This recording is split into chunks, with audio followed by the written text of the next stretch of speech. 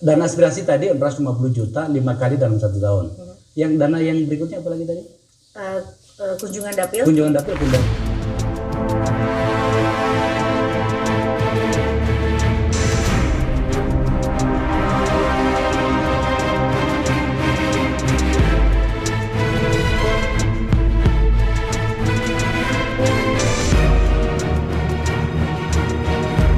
Assalamualaikum warahmatullahi wabarakatuh. Salam Nusantara, salam sejahtera untuk kita semuanya.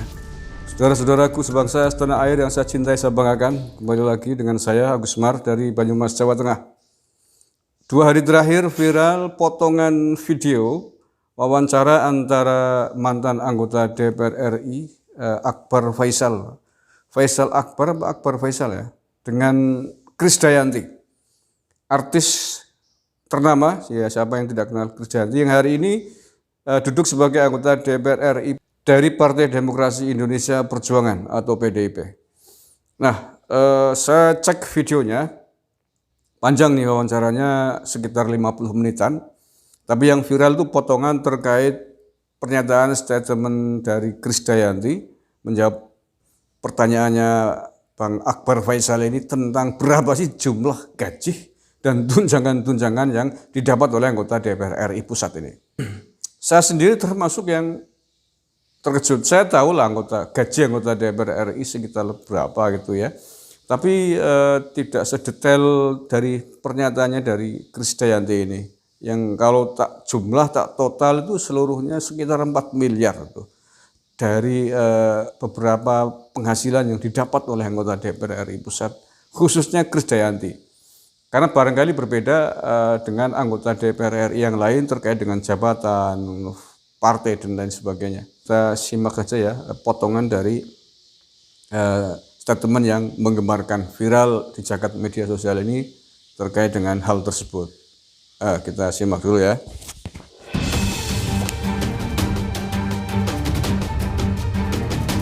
Jangan panggil pala ya, Semua anggota DPR udah punya uang lah. Berapa sih sekarang gajinya? Kita banyak potongan. Berapa sekarang? Setiap tanggal 1 16 juta ya, tanggal 5 59 juta kalau nggak salah. Oke. Ya. Ya udah. Jadi gitu aja. 16 juta itu gaji pokok. Ya. 59 juta itu adalah tunjangan-tunjangan, Iya. komunikasi segala macam. Iya. Terus yang lainnya? Ya. Yang lengkap dong. Dana aspirasi. mungkin Dana aspirasi ya? Dana aspirasi itu memang wajib untuk kita, namanya juga uang negara. Jadi Iya, memang berapa dana dana aspirasi? aspirasi kita itu setiap proses kita 450 juta. Itu Berapa kali dalam setahun? 5 kali dalam setahun. Kita juga harus menyerap aspirasi, artinya di setiap 20 titik setiap kehadiran kita. Iya, aturannya gitu ya. Aturan itu, dan mohon maaf ya para senior saya nih kalau saya salah, tapi artinya saya upayakan semaksimal mungkin. Saya akan tergetar hati saya kalau saya nggak menyampaikan tugas-tugas saya untuk nilai-nilai kemasyarakatan.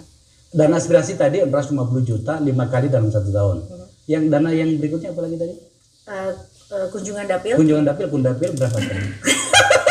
Tertarik ya yang masuk lagi? Gede. Piro saiki? Saiki kita 140 juta. 150 juta. Berapa kali dalam setahun? 8 kali setahun. Saya tidak ingin mengambil efek riuhnya soal itu. Tapi saya ingin mengatakan begini, cukup untuk mewakili masyarakat sebenarnya. Iya. Anggaran itu sangat besar. Iya.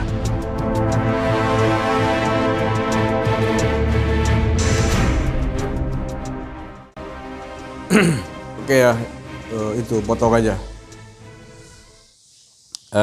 Video sebelum dan sesudahnya banyak berbicara mengupas terkait dengan tugas-tugas Krisdayanti, terus tentang penanganan COVID dan lain sebagainya.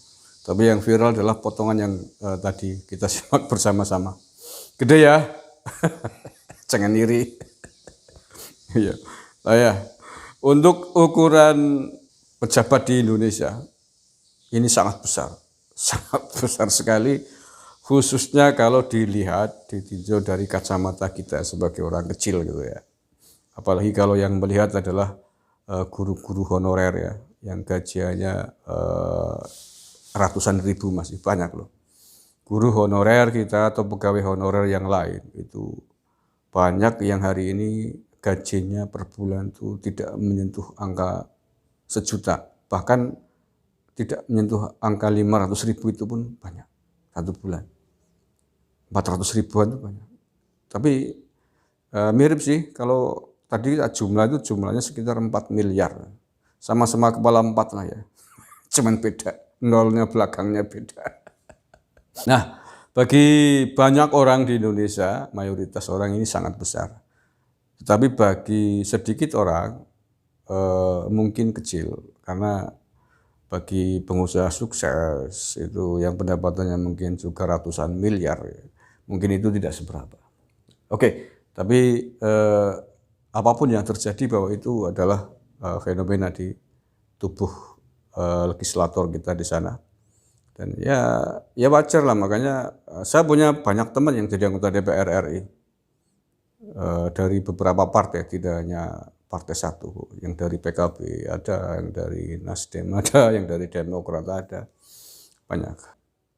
Sebenarnya kalau dana-dana tadi diperuntukkan untuk betul-betul kepentingan rakyat, ya contohnya tadi kan ada dana aspirasi sekian ratus juta setahun 5 kali.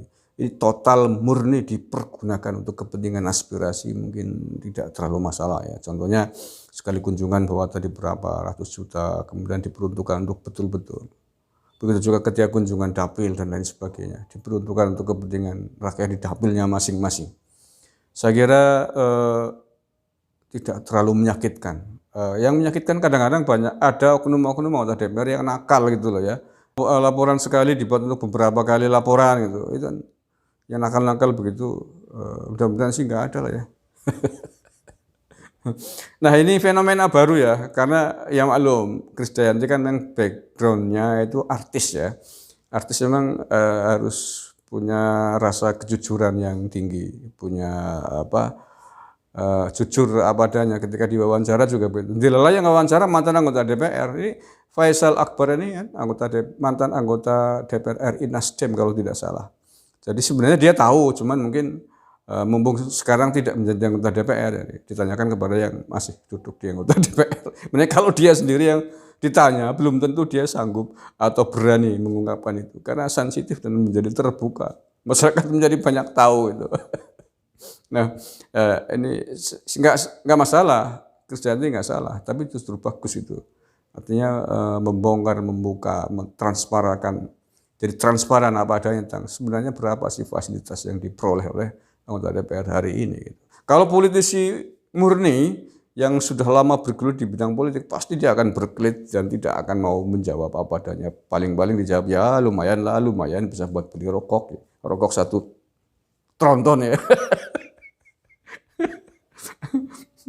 Ya, terima kasih Krisdayanti, melalui wawancara tersebut Anda jadi memberikan informasi apa adanya kepada jutaan rakyat Indonesia. Jadi tahu, mereka jadi tahu. Oh, setelah tahu terus apa? Nah, ini penting. Setelah kita tahu sebegitu besar pendapatan dari anggota DPR, ya kita nggak usah sekali-sekali mengkritik. Kalau ada anggota dewan yang hanya sekedar tidur, datang, pulang, nggak pernah ada suaranya, nggak pernah ada sumbangsih di dapilnya masing-masing, nggak usah ragu-ragu, kritik aja, ngomong aja. Kalau perlu minta uangnya, sini uangnya. Anda dibayar oleh negara sangat mahal, miliaran, tapi nggak pernah ada bekasnya, nggak pernah ada sumbangsihnya kepada perkembangan daerah dapilnya. Dan kayak gitu aja nggak masalah. Karena mereka itu menjadi pejabat mewakili kita semuanya, bukan jabatan karir pribadinya. Ansih bukan. Dia dipilih menjadi anggota DPR itu karena dukungan puluhan atau bahkan ratusan ribu suara. Bukan karena prestasi murni pribadinya atas satu bidang. Jadi layak untuk ditanya, layak untuk dimintai pertanggungjawaban. Kan begitu.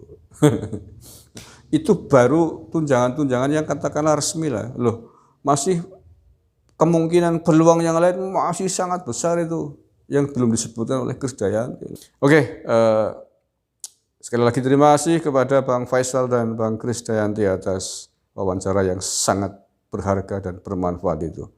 Mudah-mudahan ini menjadikan informasi yang bisa membuat kita menjadi semakin hati-hati, khususnya anggota DPR. Anda digaji sangat besar oleh negara, dari duit negara, duit rakyat. Jangan main-main dengan tugas Anda. Terima kasih, kurang lebihnya mohon maaf. Wallahul muwaffiq ila aqwamit thoriq. Assalamualaikum warahmatullahi wabarakatuh. NKRI, harga mati.